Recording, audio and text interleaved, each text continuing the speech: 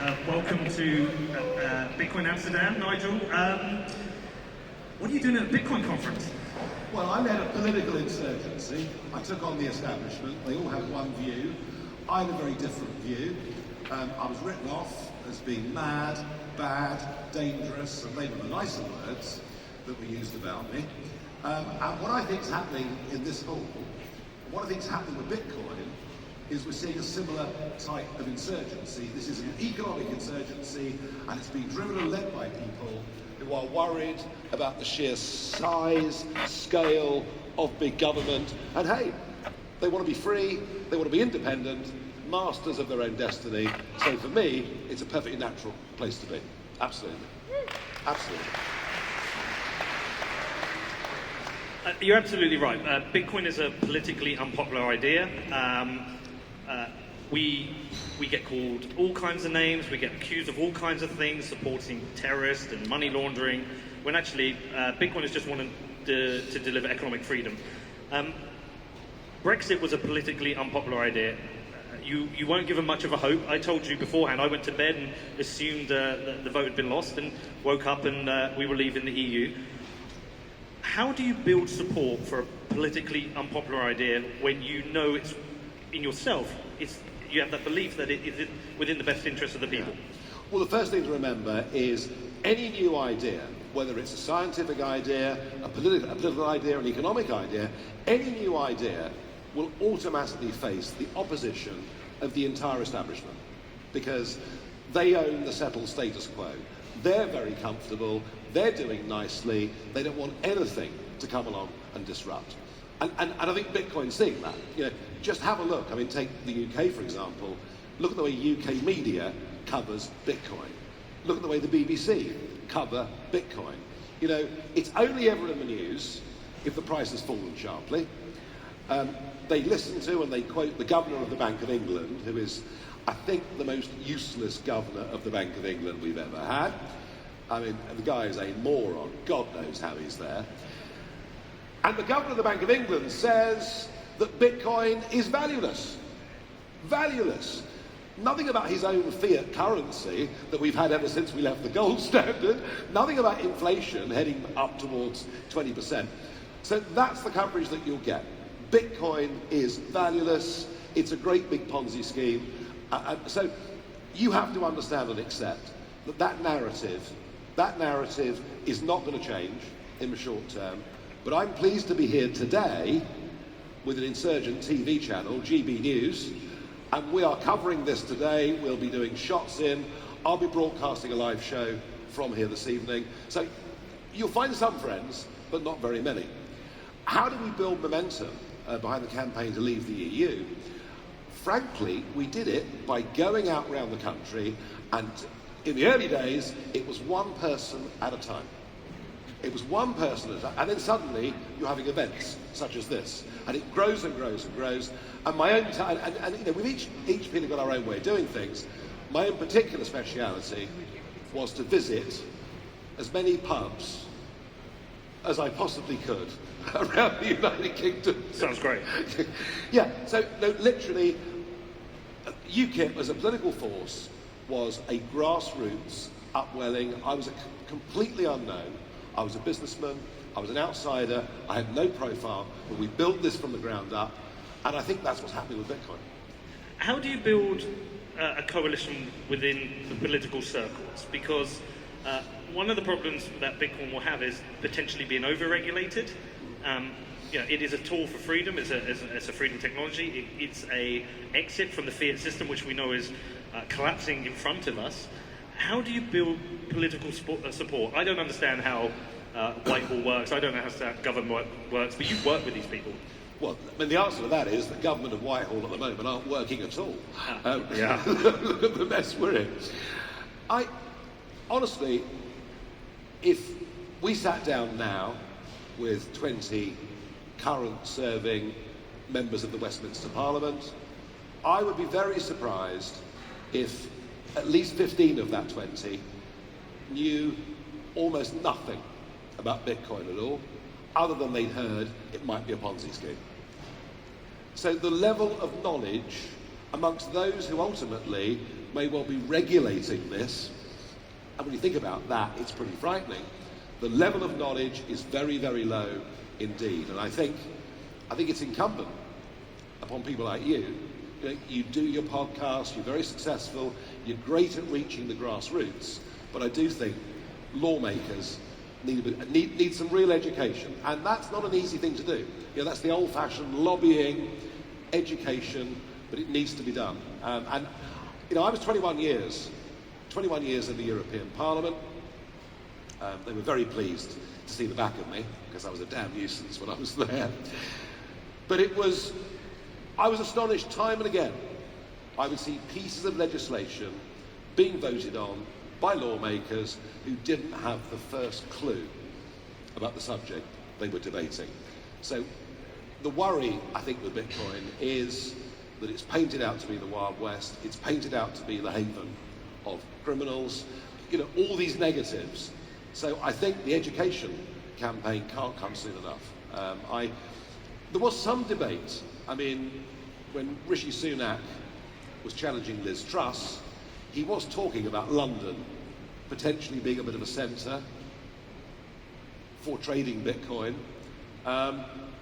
which would necessarily mean the regulation that follows. So really, you've got to get out and meet as many MPs as you possibly can. And this is not left-wing or right-wing. Bitcoin is completely apolitical, but I think a big job needs to be done. Can you help me meet some of these people? Oh, I can help you meet some of these people, no problem at all. And I think this is, I mean, I want London to succeed. I think London is naturally a great trading centre, a great hub centre. But also, look, you know, what we saw during the pandemic were governments right across the world taking away our liberties, taking away our rights in a way we'd never seen even in wartime.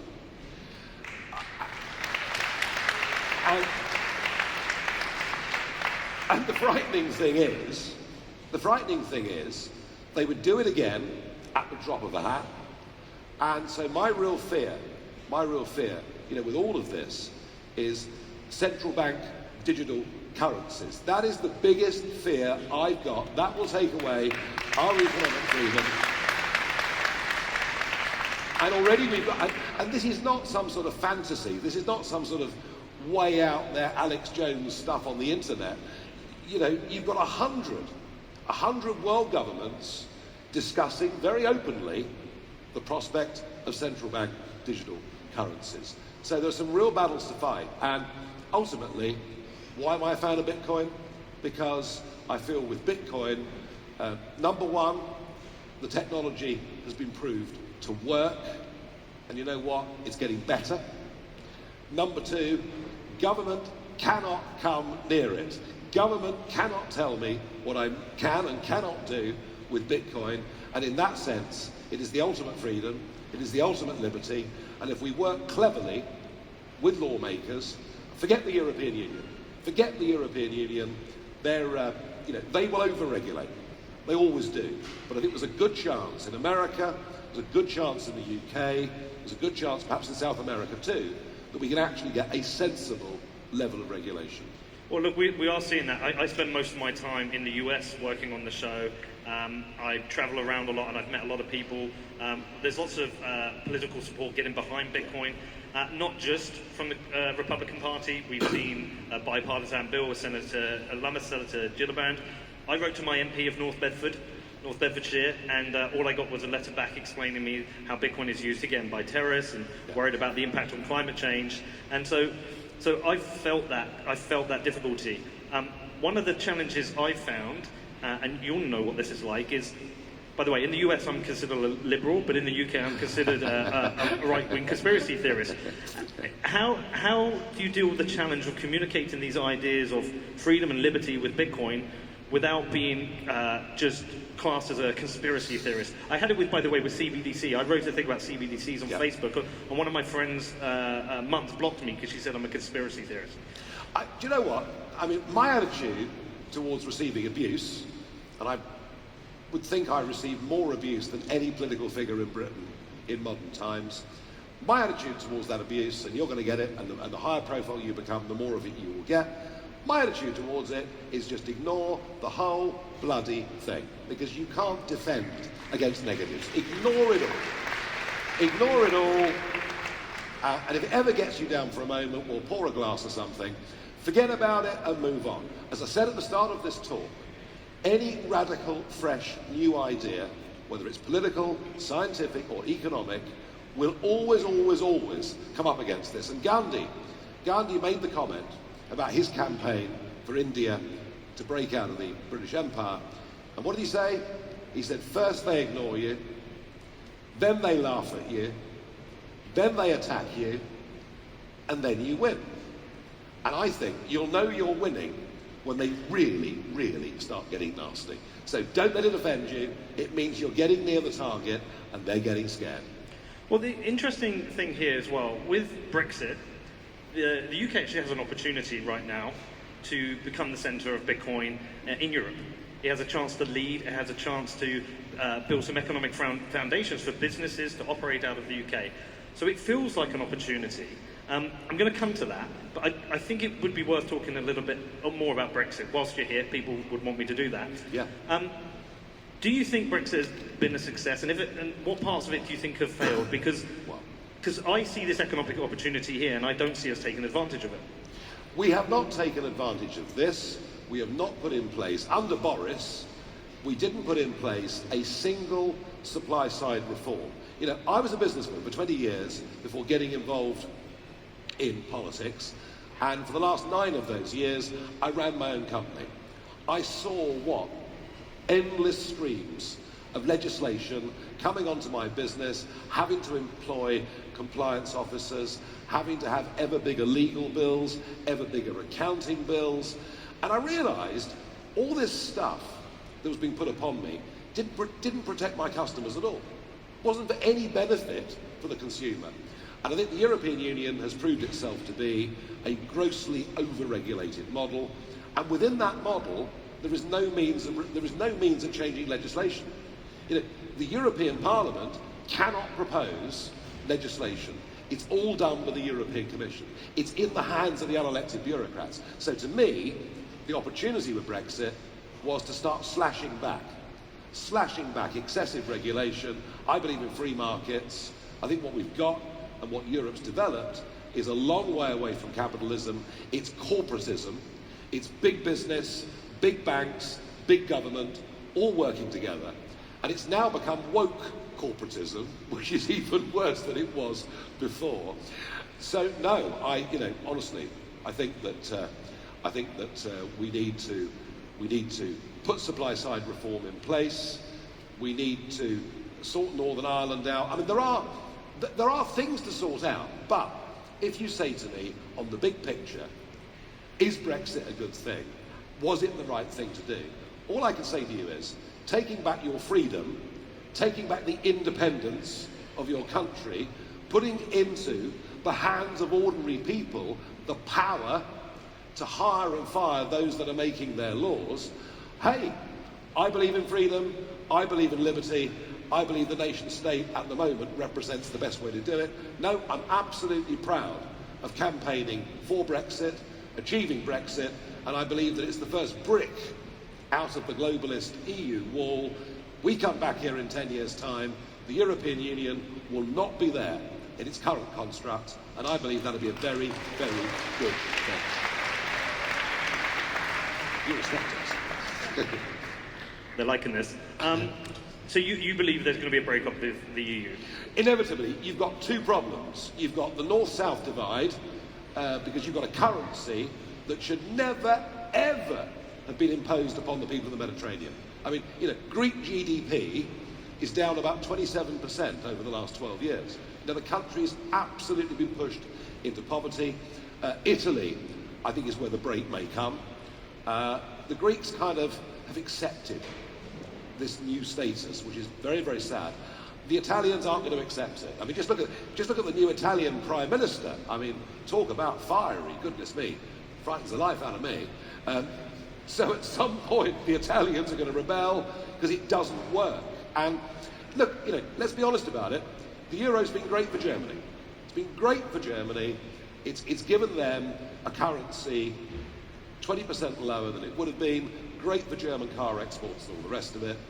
Probably economically, for the Netherlands, it's been relatively neutral, but it involves a huge ceding of democratic rights and power. For the Mediterranean, it's a disaster. So number one, the euro is going to break up. The ECB do not have the tools ultimately to stop it. And then secondly, you've got the cultural divide, east to west.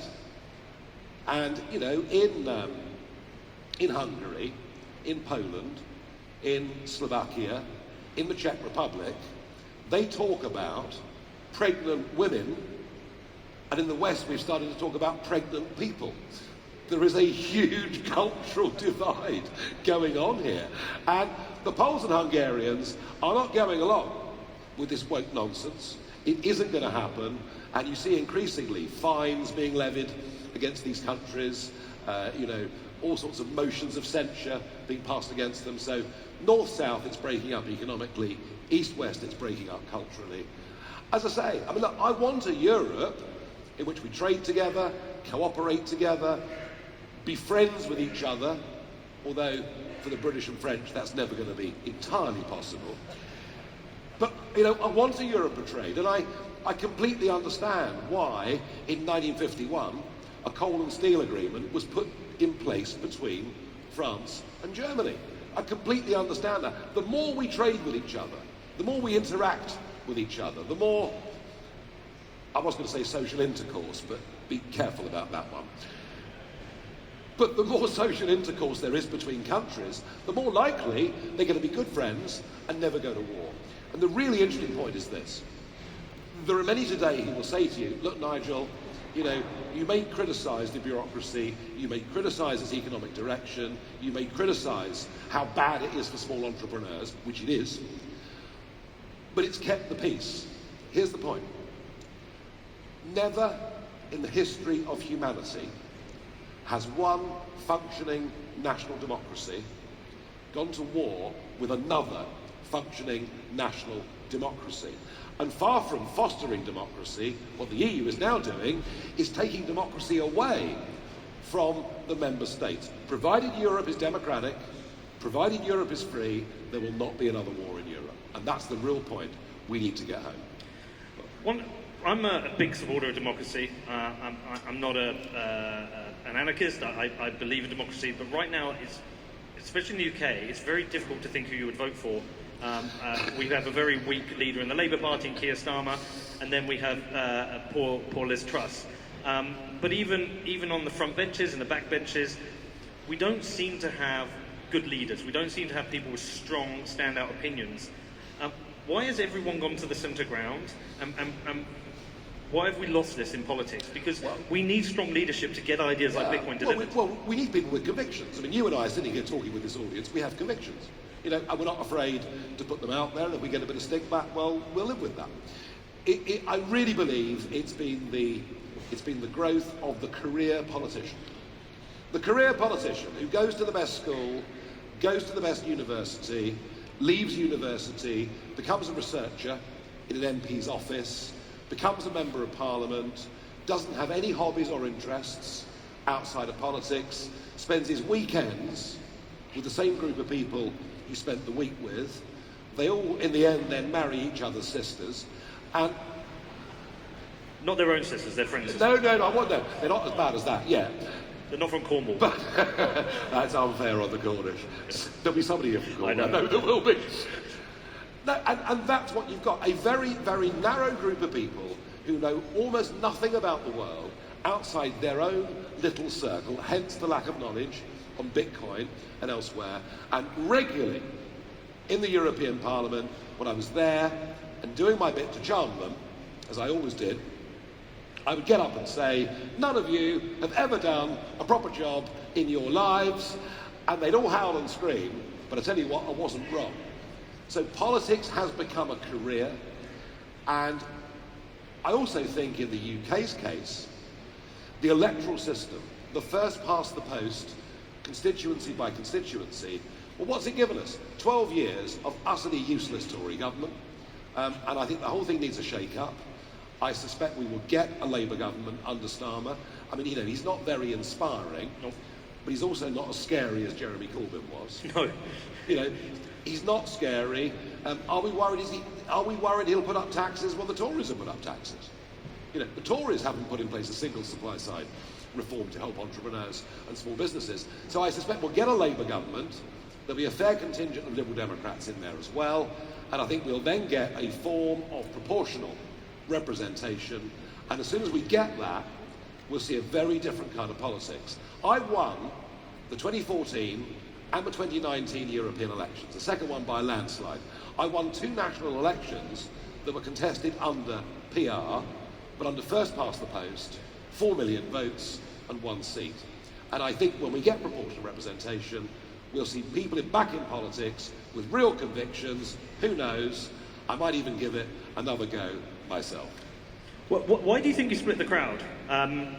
When I tell my family I'm interviewing you, I know one person's going to give me the thumbs up and one's going to give me the thumbs down, and that's a nationwide thing. Do you think it's really just aligned with Brexit, or do you think it's something else?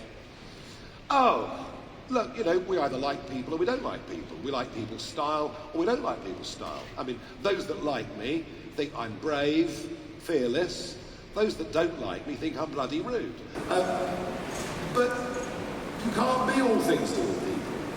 And all through the history of mankind, we have splits and different opinions on different subjects. And the point of politics is to argue for what you believe in and to persuade 50% plus 1 to go along with that line. So,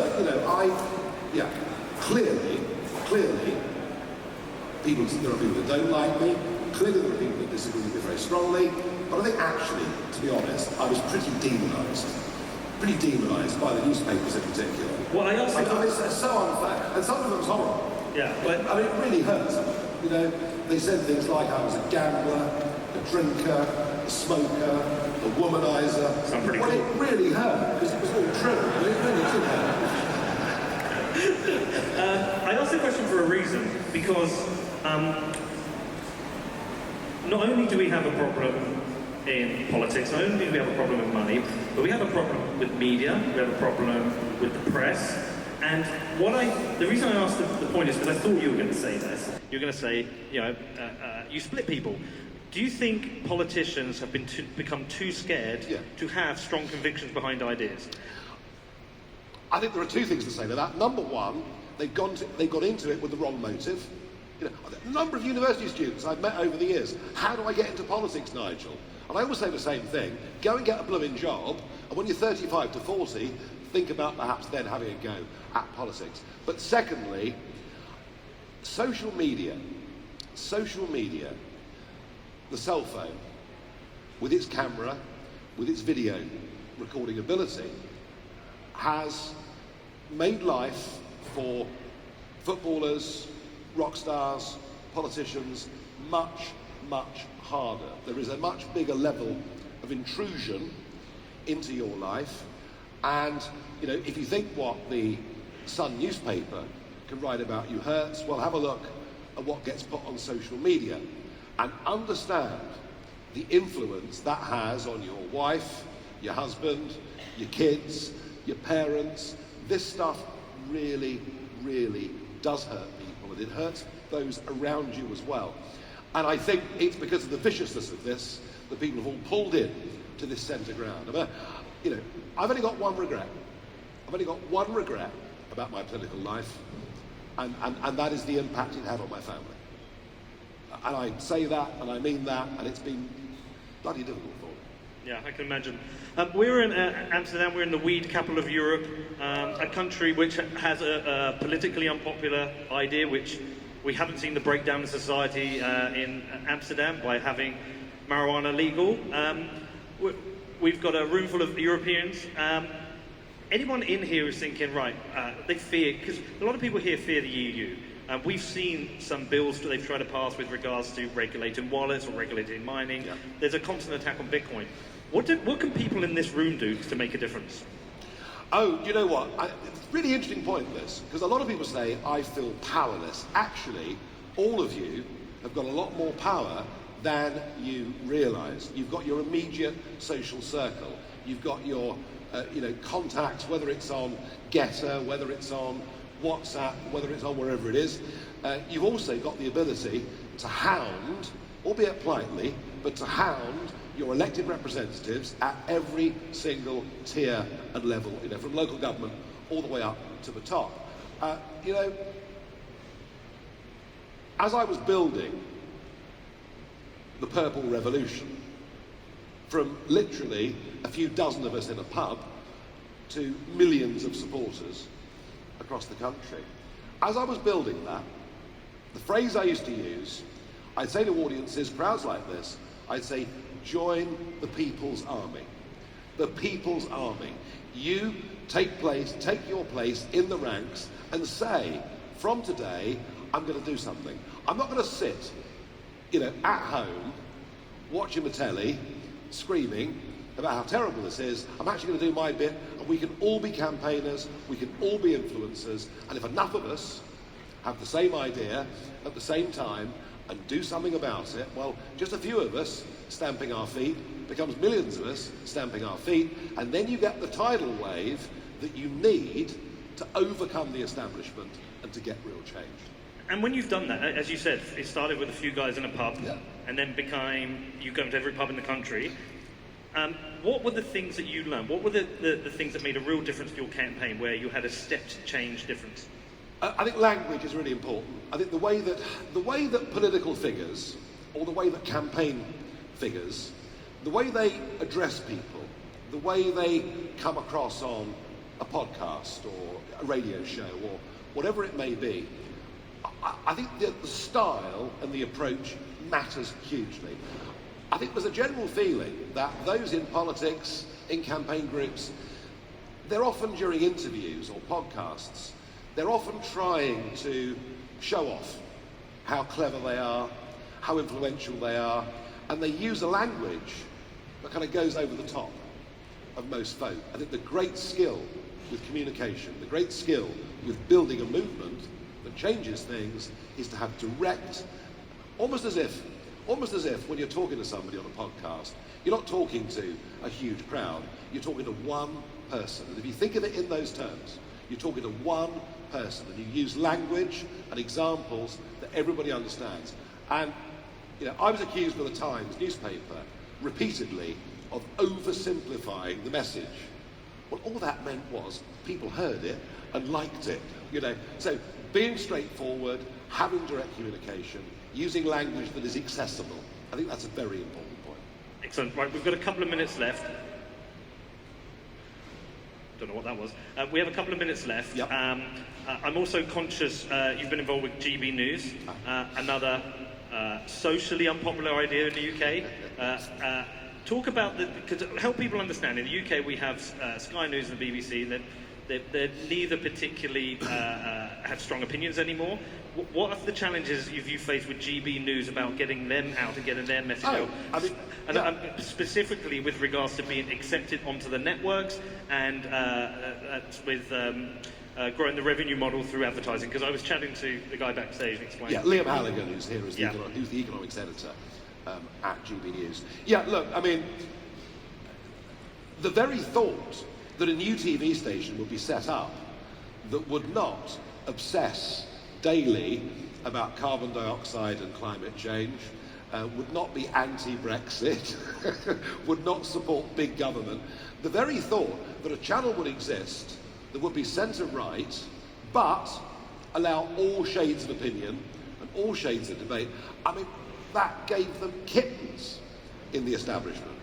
And now that we are set up, what we face at the moment is quite a big advertising ban.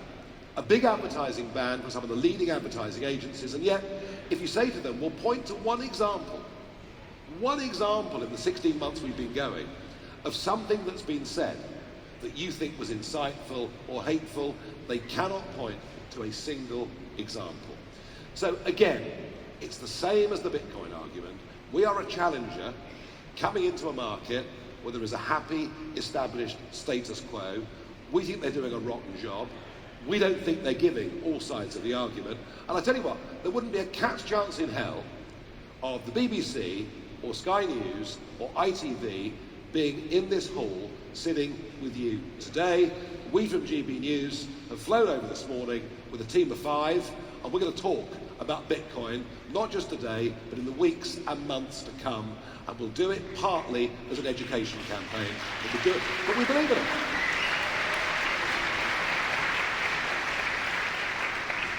Well, thank you, Nigel. I've enjoyed this. I'm sure we're going to follow up you and I at some point. You have delivered a politically unpopular idea, and I look forward to spending some time with you and finding out how we can get into the Whitehall and deliver the idea of Bitcoin and make the UK the centre of Bitcoin in Europe. We'll make it happen. And thank you, everybody. Thank you.